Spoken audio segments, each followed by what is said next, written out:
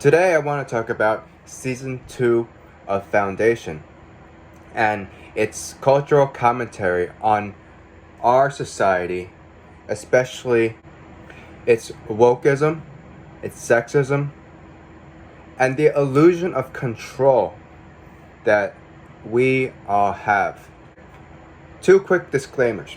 Number one, I am only talking about the Foundation TV series, not Isaac Asimov's original novel. And number two is there are going to be spoilers. Okay. We all know that the running theme since the first Foundation series is the idea of cultural senescence. How there's just absolutely no way something can stay the same and still exist. It's impossible, and it violates a law that is self-evident. Okay? I'm not talking about that today. I'm going to start with wokeism. Now, in Season 2, Gail Salvor and a human form of Harry Seldon, they encounter this group who think that they are a second Foundation. On the surface, they seem all kumbaya. They say all the right things.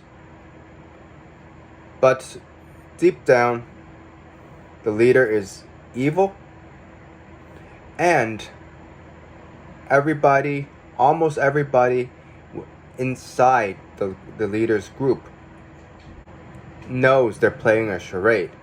And this becomes evident when one of the people following the leader goes on and specifically tries to kill Gail and Salvor. This cult group is very much akin to modern day wokeism in that it says the right things. They claim to be all for peace, and they really want to get rid of everybody that isn't them. There is a bit of the Emperor's new clothes in this, in that the only person that isn't completely brainwashed by the cult is a little kid. And this little kid was the person who saved the main characters. See, the cult knows that there's something rotten about the original system, but they don't have an actual idea of replacement or a better alternative. In their mind, we're the better alternative. Just a bunch of mentalics living in an island and killing everybody who's not them. And a strange cult leader who tries to stay immortal via taking over other people's bodies. That's enough of that. Now, I just finished criticizing wokeism. It's ironic that next I'm going to point at a patriarchal view and how it automatically leads to sexism. And this is very clearly pointed out by the character of Dermazel. Dermazel is a 25,000-year-old robot who presents as a woman. And let me say that since episode 9 of Season 2, I have fallen deeply in love with the character. That cannot be said about most of the audience, especially the male audience, okay? So, Dermazel is a 25,000-year-old robot who has been coerced by Cleon the First into being his wife and serving him to rule the empire. And it can be shown from Seasons 1 and Season 2 that she does have a very deep connection with every single one of the Cleons down the line. And the audience knew from the beginning that she kind of was pulling the strings. I mean, she outlived them all. She knows how everything works. Of course, she was behind all of Empire. This is a no-brainer. It's a no-brainer. She is like the old saying, behind every great man is a great woman, taken to the very extreme. Except almost none of the Cleons were actually great men. Dermazel is very much Rorschach, okay?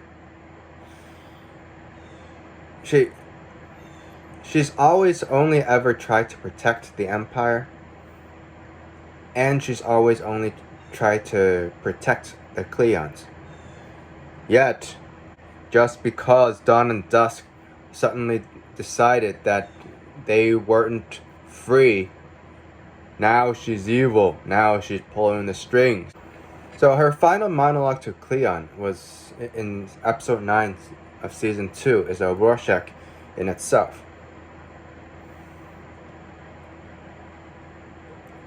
She completely insults and berates him. She calls him just like a random sperm that's flopping around and thinking that he's doing something. And it wasn't actually funny. It was meant to be insulting, but it just went way over his head.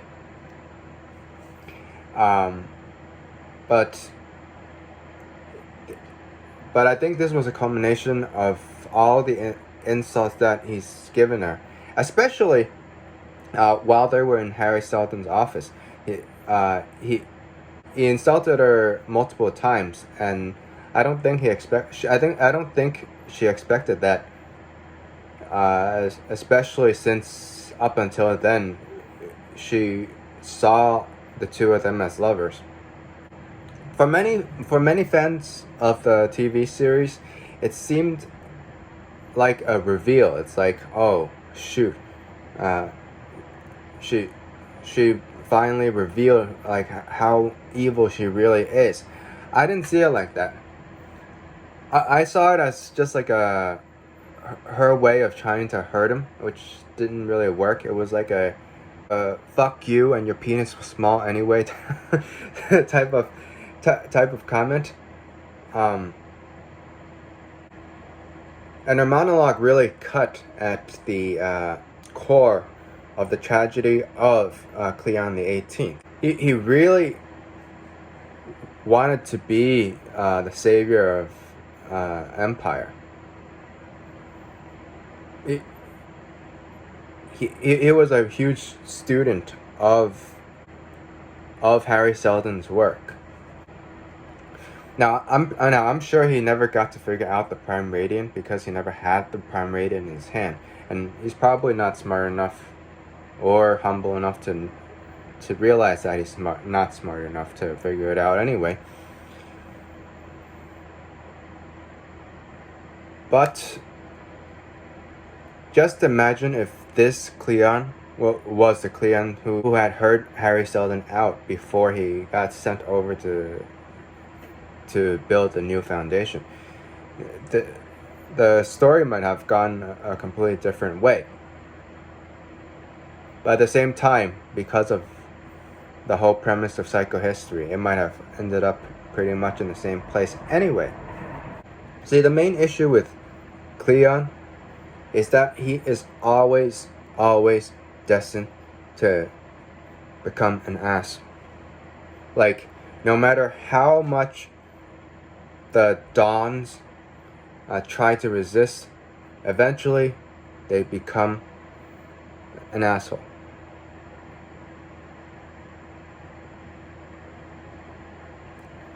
And Cleon the 18th, he tries really hard to become a merciful empire, but it just goes against his DNA.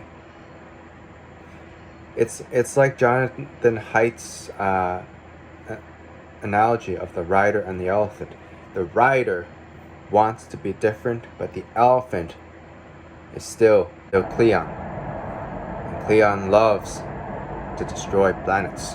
And that's how human beings are. And that's how, because human beings are just animals, and we're subject to our own instincts. Like, sometimes you have hamsters and bunny rabbits. By instinct, they eat their family. They eat their kids. If they had a choice, do you think they would have eaten their kids? I don't think so.